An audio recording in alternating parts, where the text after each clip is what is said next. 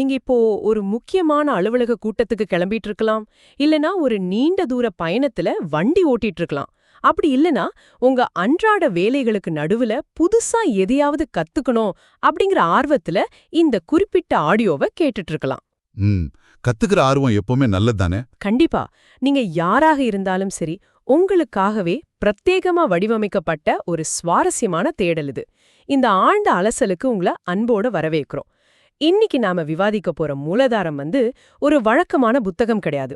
இது திரு வே. தவசுகுமார் அவங்க 2025ல எழுதின திருக்குறள் காட்டும் இனிய இல்கிரம் அப்படிங்கிற ஒரு நுட்பமான ஆய்வு நூல். ஆமா, பொதுவா திருக்குறள் அப்படின்னு சொன்னாலே அது எப்படி வாழணும்னு சொல்லி கொடுக்குற அறத்துப்பால், இல்லனா எப்படி பொருளை சம்பாதிச்சு நிர்வகிக்கணும்னு சொல்ற பொருட்பால், இது ரெண்டு தான் பலருக்கும் சட்டுன்னு ஞாபகம் வரும். சரியா சொன்னீங்க. ஆனா அதோட மூன்றாவது பகுதியான காமத்துப்பால் எவ்வளவு ஆழமான ஒரு உளவியல் மற்றும் அறிவியல் பூர்வமான காதல் காவியம் அப்படிங்கறத இந்த மூலாதாரம் ரொம்ப விரிவா பேசுது. இது ஒரு மிக முக்கியமான பதிவு. ஏன்னா காமத்துப்பால் அப்படிங்கறத பத்தி பலர்கிட்டையும் ஒரு தவறான புரிதல் இருக்குல்ல. அது ஏதோ பண்டைய காலத்து காமசூத்திர பாடம் போலவும் வெறும் உடல் ரீதியான உறவை மட்டுமே பேசுறது போலவும் ஒரு பொது புத்தி கட்டமைக்கப்பட்டிருக்கு. உண்மைதான். ஆனா அந்த பிம்பத்தை முழுமையா உடைத்தெறிவதுதான் இந்த நூலோட மற்றும் இன்னைக்கு நம்மளோட அந்த அலசலும் முக்கிய நோக்கம். 2000 வருஷத்துக்கு முன்னாடி எழுதப்பட்ட அந்த வரிகளுக்குள்ள ஒழிஞ்சிருக்கிற மிக நுட்பமான மனித உளவியல், தாவரவியல், விலங்கியல், அப்புறம் பல வரலாற்று ஆச்சரியங்களை நாம இன்னைக்கு தோண்டி எடுக்க போறோம். ஆடா, கேட்பதற்கே ரொம்ப சுவாரஸ்யமா இருக்கு. இதை கேட்டுட்டு இருக்கிற உங்களுக்கு எந்த விதமான தகவல் சுமையோ அல்லது அலுப்போ தட்டாம இது நிச்சயமா ஒரு புதிய திறப்பா இருக்கும். பண்டைய தமிழர்கள் மனித உணர்வுகளை இயற்கையோட எவ்வளோ நெருக்கமா பிணைச்சு பார்த்திருக்காங்க அப்படிங்கிற பிரமிப்பு உங்களுக்கு நிச்சயம் ஏற்படும். சரி, இந்த புத்தகத்தோட குறிப்புகளை நான் படிச்சுட்டு இருந்தப்போ ஆசிரியர் இதை ஏதோ ஒரு இலக்கண வகுப்பு போல கையாளாம ஒரு நாவல் போல கொண்டு செல்றது எனக்கு ரொம்ப பிடிச்சிருந்தது. ஆமா, அந்த அணுமுறை ரொம்ப அருமை. ஒரு போர் வீரனுக்கும் ஒரு இளம் பெண்ணுக்கும் இடையே மலர்ற காதலை மையமா வச்சு இந்த மூலாதாரம் பயணிக்குது. இத கேட்டுட்டு இருக்கிற நீங்க அப்படியே உங்க மனக்கண்ணுல கொஞ்சம் கற்பனை செஞ்சு பாருங்க. ஒரு அடர்ந்த அழகான சோலை, அங்கே போர்ல இருந்து திரும்பிய இல்லனா காவலுக்கு வந்த ஒரு வீரன் நடந்து வராரு. சட்டுன்னு சோலை வழிலே ஒரு பெண்ணை பாக்குறாரு. பார்த்த மாத்திரத்துல அவனுக்கு ஒரு பெரிய குழப்பம் வந்துடுது. இவ்வளவு அழகா இருக்காளே, இவள் உண்மையிலே ஒரு மனித பெண்கானா, இல்ல வானத்திலிருந்து இறங்கி வந்த தேவதையா, இல்ல இந்த வனத்துக்கே உரிய வன தேவதையா அப்படின்னு அவனுக்குள்ள ஒரு பெரிய போராட்டமே நடக்குது. அந்த முதல் சந்திப்போட பதற்றத்தை மூலாதாரம் ரொம்ப அழகா விவரிக்குது. தூரத்திலிருந்து பார்க்கும்போது அவளுக்கு வியர்க்கல, அவ கால்கள் தரையில படுதா இல்லையாங்கிறதெல்லாம் அவனால கணிக்க முடியல. ஆமா, தேவதைகளுக்கு வியர்க்காது, கால் தரையில படாதுன்னு ஒரு நம்பிக்கை இருக்குல்ல. எக்ஸாக்ட்லி.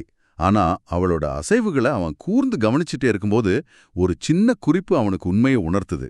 அவ காதல அணிந்திருந்த கனங்குழை, அதாவது தங்கத்தால செய்யப்பட்ட ரொம்ப கனமான பெரிய காதணி, அவ தலைய அசைக்கும்போது முன்னும் பின்னுமா ஆடுது.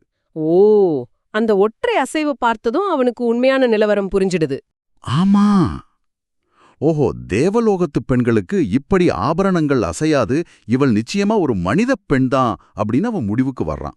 இதை குறிப்பிட்டு 13 வயது நிரம்பிய மங்கை பருவ பெண்களோட இயல்பான அழகையும் அவங்க காட்டுற மெல்லிய நாணத்தையும் நம்ம மூலாதாரம் மிக நுட்பமா பதிவு செய்யுது.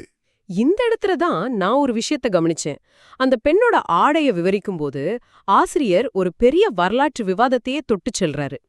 முளைமேல் துகில் அப்படிங்கிற வள்ளுவரோட குரல் வரிய மூலாதாரம் இங்கே அழுத்தமா சுட்டி காட்டுது. இது ரொம்ப முக்கியமான விவாதம். ஆமா, சங்க கால பெண்கள் இல்லனா பண்டைய கால தமிழ் பெண்கள் மேலாடை அணியும் வழக்கம் கொண்டவங்களா இல்லையா அப்படிங்கிற ஒரு சர்ச்சை வரலாற்று ஆய்வாளர்கள் மத்தியில காலங்காலமா இருந்துட்டு வருது இல்லையா. சில பழங்கால சிலைகள்ல மேலாடை இல்லாதது போன்ற தோற்றம் இருக்கிறத வச்சு இந்த விவாதம் நடக்குது. கரெக்ட்.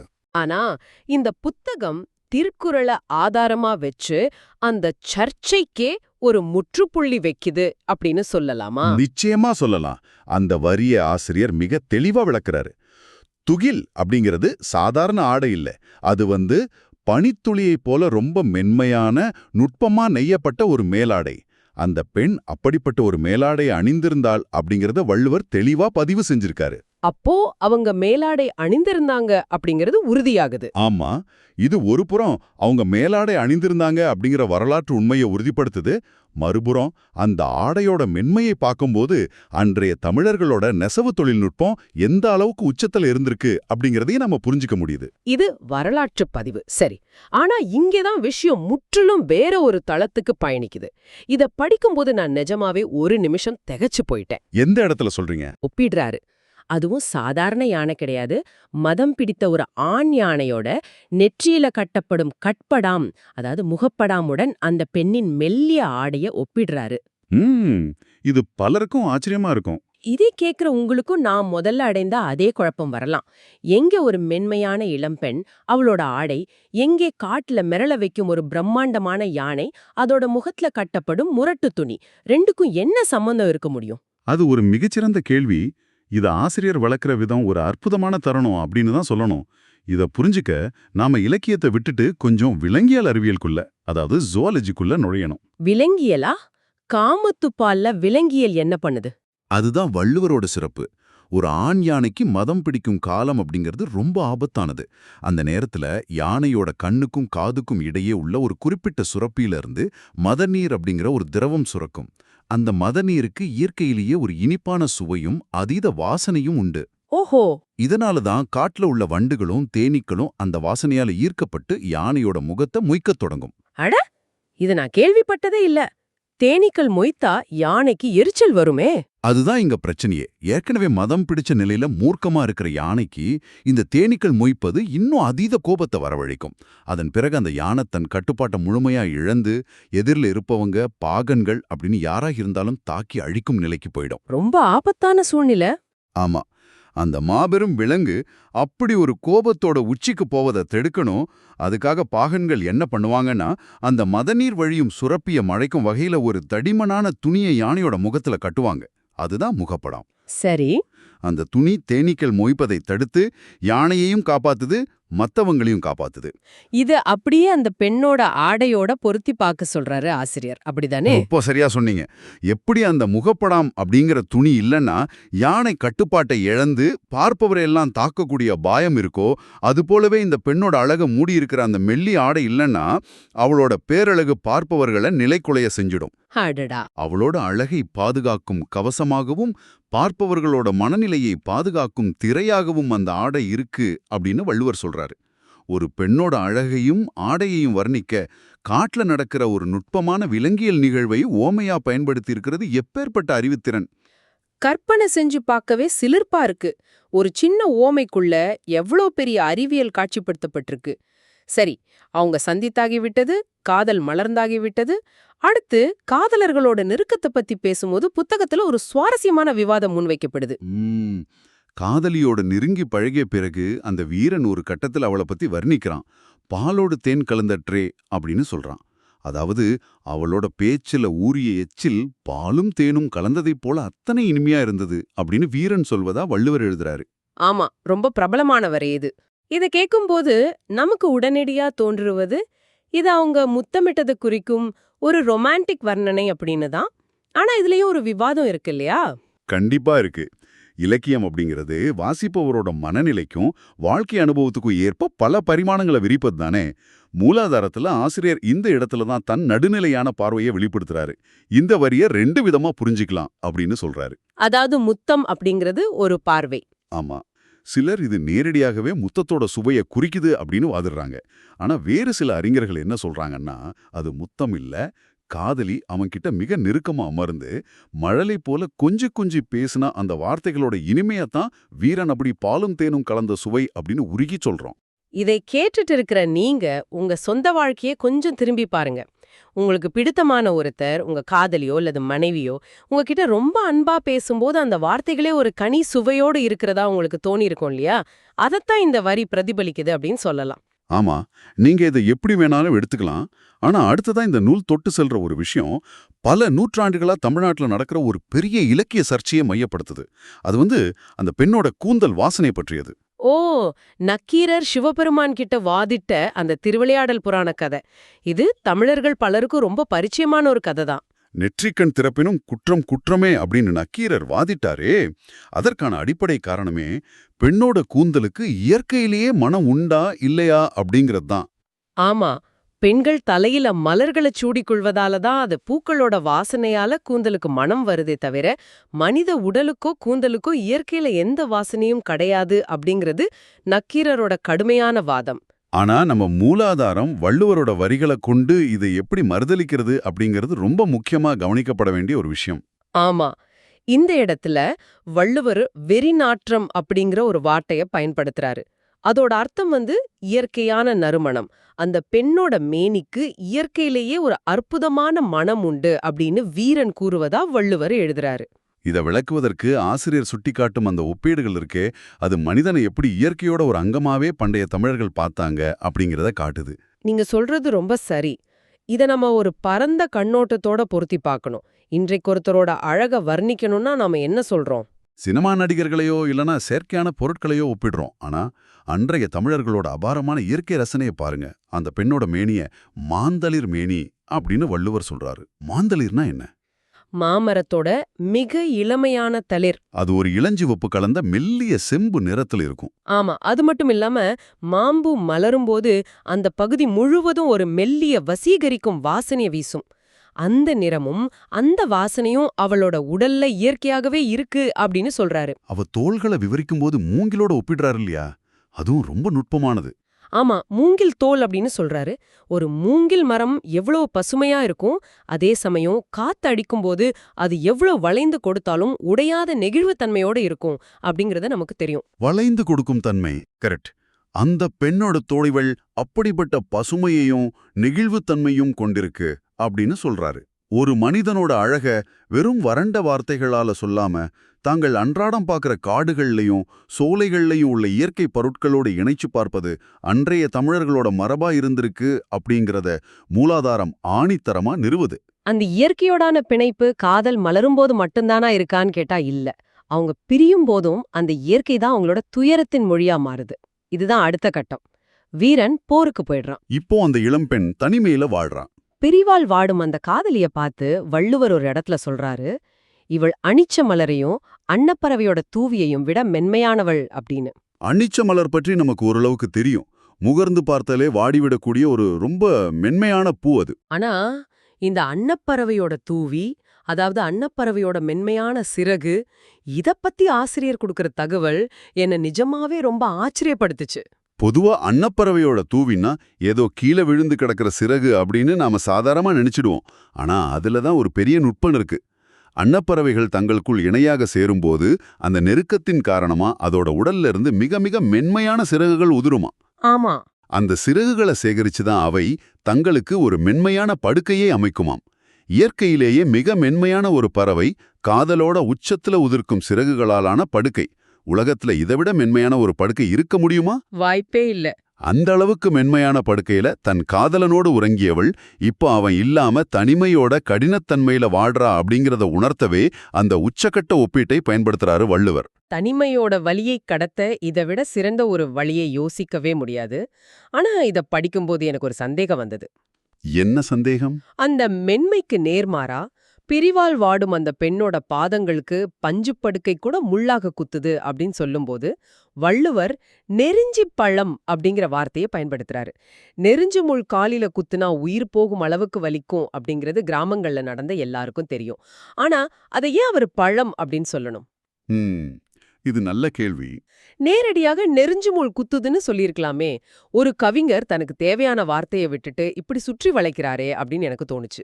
அங்கேதான் திருக்குறளோட பல பரிமாணங்கள் வெளிப்படுது. இத வெறும் இலக்கிய ஓமை அப்படின்னு நாம கடந்து விட முடியாது. இது ஒரு சாதாரண முள் இல்ல, இது ஒரு ஆழமான மருத்துவ குறிப்பு அப்படின்னு மூலாதாரம் விளக்குது. மருத்துவ குறிப்பா?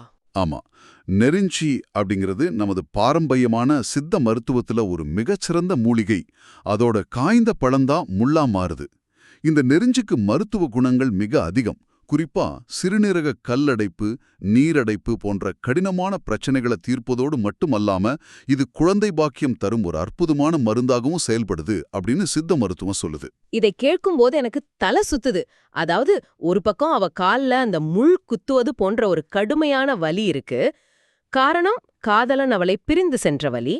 ஆனா இன்னொரு பக்கம் இந்த நெருஞ்சி பழத்தோட மருத்துவ குணத்தை வச்சு பார்த்தா, அவ மீண்டும் அவனோடு சேர்ந்து குழந்தை பாக்கியம் பெற்று இல்லறத்தை இனிதா நடத்தணும் அப்படிங்கிற அவளோட ஆழ் மனதோட ஆசைய இந்த நெருஞ்சி பழம் அப்படிங்கிற ஒற்றை வார்த்தைக்குள்ள வள்ளுவர் மறைச்சு வச்சிருக்காரா? சரியா கணிச்சிட்டீங்க. ஒரு பிரிவோட துயரத்தை பாடும் கவிதைக்குள்ள இப்படி ஒரு மருத்துவ குறிப்பை கொண்டு வந்து வைப்பது எப்பேற்பட்ட சிந்தனை! அதுதான் அந்த நூலோட சிறப்பு. நாம மேலோட்டமா பார்த்துட்டு செல்ற வார்த்தைகளுக்குள்ள இப்படி பல அடுக்குகள் இருப்பதை ஆசிரியர் மிக தெளிவா காட்டுறாரு. இதே போல இன்னொரு தாவரவியல் ஆச்சரியமும் இதுல வருது. காமத்துப்பால் காழில் கனி அப்படின்னு ஒரு வரி வருது. அதாவது காமத்தை ஒரு விதையில்லா பழத்தோட வள்ளுவர் ஒப்பிடுறாரு. ஏன் விதையில்லா பழம்? பொதுவா விதையில்லா பழம் அப்படின்னு சொன்னாலே உடனே நமக்கு நினைவுக்கு வர்றது வாழைப்பழம் தான். சரியா சொன்னீங்க. ஆனா 2000 வருஷத்துக்கு முன்னாடி விதையில்லா பழங்கள் அப்படிங்கிற ஒரு தொழில்நுட்பம் இருந்ததா? இத புரிஞ்சிக்க நாம பார்த்தினோ கார்பி அப்படிங்கிற தாவரவியல் அறிவியல் முறைக்கு போகணும். ஆமா, பார்த்தினோ கார்பி.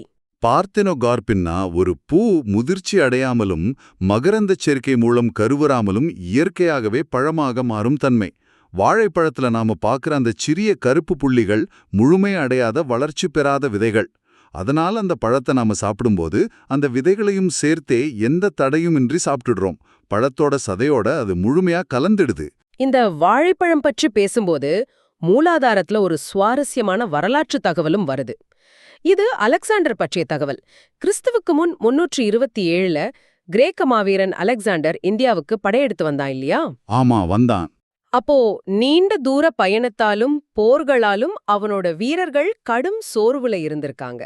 அந்த சோர்வை போக்க உள்ளூர் மக்கள் அவங்களுக்கு இந்த வாழைப்பழத்தை கொடுத்து உற்சாகப்படுத்தினாங்களாம்.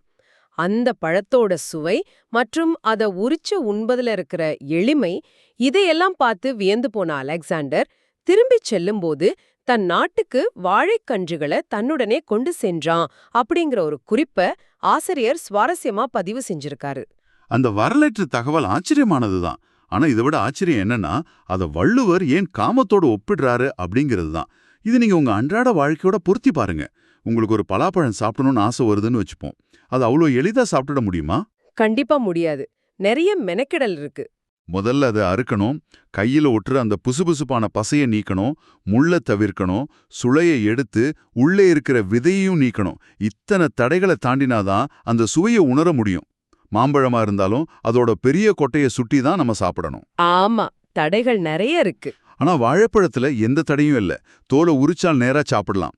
இடையில உங்களை தடுக்கும் எந்த ஒரு விதையும் கிடையாது. அதுபோலவே இருவர் மனமும் முழுமைய ஒன்றிணையணும்னா அவங்களுக்கிடையே எந்தவிதமான மனக்கசப்புகளோ ஈகோ போன்ற தடைகளோ கடந்த கால கசப்பான நினைவுகளோ இருக்கக்கூடாது.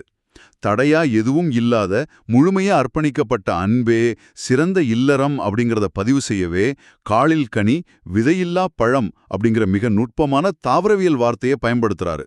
அப்பப்பா, எப்படிப்பட்ட சிந்தனை இது! சரி, இவ்வளவு ஆழமா காதலித்தவன் போருக்கு போனான், இன்னும் திரும்பி வர தாமதமாகுது. இங்க காதலியோட உடல்ல அவனோட பிரிவால் ஒரு பெரிய மாற்றம் நிகழுது. அவளோட உடல்ல பசலை அப்படிங்கிற ஒரு வகையான நிறம் மாறும் நோய் தோன்றுது. உடல் மெலிந்து நிறம் வெளிரி போறா. இத பார்த்த ஊர் மக்கள் சும்மா இருப்பாங்களா? கண்டிப்பா மாட்டாங்க. இவளேதோ தவறு செய்துவிட்டாள் அப்படின்னு தவறாக பேச ஆரம்பிக்கிறாங்க. இதை இலக்கியத்துல அலர் தூற்றுதல் அப்படின்னு சொல்வாங்க. காதலிக்கு ஒரு புறம் பிரிவு துயரம், மறுபுறம் ஊரின் பழிச்சொல். அவ விரக்தியில மாலையையும் நிலவையும் கூட கோபமா திட்டுறா. இப்ப என்கிட்ட ஒரு கேள்வி இருக்கு. இப்படி இந்த துயரத்தை ஊரார் கேலி செய்யறதால அந்த பெண்ணின் மனசுல காதல் குறையுமா, இல்ல அவ பயந்து போய் காதலை விட்டுடுவாளா? இதுலதான் மனித உளவியலோட, அதாவது சைக்காலஜியோட ஒரு மிக முக்கியமான விதிய வள்ளுவர் தொடுறார். ஊரார் அவளை பழி சொல்லச் சொல்ல அவளுக்குள்ள காதல் குறையல, மாறா அது பல மடங்கு அதிகரிக்குது. இத மூலாதாரம் எப்படி விளக்குதுன்னா, எரியும் நெருப்புல நெய்ய ஊத்தினா அது எப்படி குளிர்ந்து விட்டு எரியுமோ அதப்போல ஊரார் பேசும் பழிச்சொற்கள் அவளோட காதல் நெருப்புல நெய்யா மாறுது. எதிர்ப்பு வர வர பிணைப்பு அதிகமாகுது. ஆமா, மனித மனம் எப்பவுமே ஒரு விஷயத்தை எதிர்க்கும்போது அதை நோக்கி ஈர்க்கப்படும் இயல்பு கொண்டது. ஒரு விஷயத்தை செய்யாத அப்படின்னு சொன்னா அதை செய்ய தூண்டும் ஒரு உளவியல் உந்துதல் ஏற்படும் இல்லையா? எதிர்ப்பு வர வர அந்த உறவின் மீதான பிணைப்பு எப்படி அதிகமாகுது அப்படிங்கிற மனித உளவியல வள்ளுவர் இங்க தத்ரூபமா படம் பிடிச்சு காட்டுறாரு. சரி, ஒரு வழியா போர் முடிந்து வீரன் திரும்பி வந்துடுறான். இவ்வளவு நாள் ஊரின் பழிச்சொல்லுக்கும் தனிமைக்கும் ஆளானவள் அவன் வந்ததும் ஓடிச் சென்று அவனை கட்டித் தழுவி மகிழ்வாள் அப்படின்னு தானே நாம எதிர்பார்ப்போம். ஆமா, அதுதானே இயல்பு.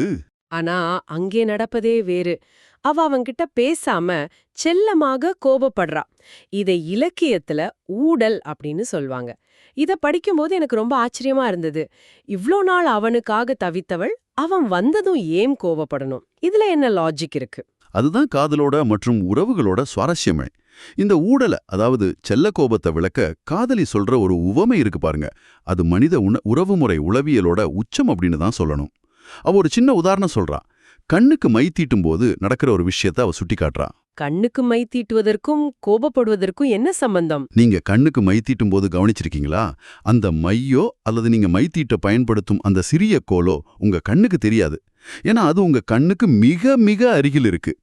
பார்வையோட குவியம், அதாவது ஃபோக்கல் லென்த், அவ்வளவு அருகில் உள்ள பொருளை தெளிவா காட்டாது. ஆமா, ரொம்ப பக்கத்துல இருந்தா மங்களாதான் தெரியும். ஆனா அந்த மைத்தீட்டும் கோலை கண்ணை விட்டு கொஞ்சம் தூரமா விலக்கி வரனே உங்க கண் எவ்வளவு அழகா மாறி இருக்கு அப்படிங்கிறது உங்களுக்கு தெளிவா தெரியுது. ஓஹோ, இது அப்படியே உறவுகளோட ஒப்பிடுறாளா? மிகச்சரியா. காதலன் தன் அருகில் இருக்கும்போது அவனோட நெருக்கத்துல அவனோட எந்த குறைகளும் அவன் செய்த தவறுகளும் அவளுக்கு தெரியறதில்ல. கண்ணுக்கு அருகில் இருக்கும் மைக்கோல் போல அவன் இருக்கான். ஆனா அவனை பிரிந்து தூரமா செல்லும்போதுதான் அவன் செய்த தவறுகள், அவளை தவிக்க விட்ட குறைகள் எல்லாமே பூதாகரமா தெரியுதுன்னு சொல்றா. ரொம்ப ஆழமான உளவியல் இது. மனித உணர்வுகளை, குறிப்பா கணவன் மனைவி உறவுக்குள்ள இருக்கிற அந்த நெருக்கத்தையும் தூரத்தையும் அது உருவாக்கும் மனநிலையையும் இதைவிட சிறப்பா விளக்க முடியுமா அப்படிங்கிறது சந்தேகம்தான். இதை கேட்டுட்டு இருக்கிற நீங்களும் உங்க சொந்த உறவுகள்ல இதை பார்த்திருக்கலாம். நம்முடன் இருப்பவர்களோட அருமையோ அல்லது குறையோ அவங்க நம்ம விட்டு விலகும்போது தான் நமக்கு தெளிவா தெரியும் இல்லையா? நிஜமாவே வியப்பா இருக்கு. 2 வரி குறளுக்குள்ள வெறும் 7 சீர்களுக்குள்ள ஒழிஞ்சிருக்கிற ஒரு மிகப்பெரிய உலகத்தை இந்த ஆழ்ந்த அலசல்ல நம்ம கண்டறிஞ்சிருக்கோம். இது ஏதோ சாதாரணமான காதல் கவிதை கிடையாது.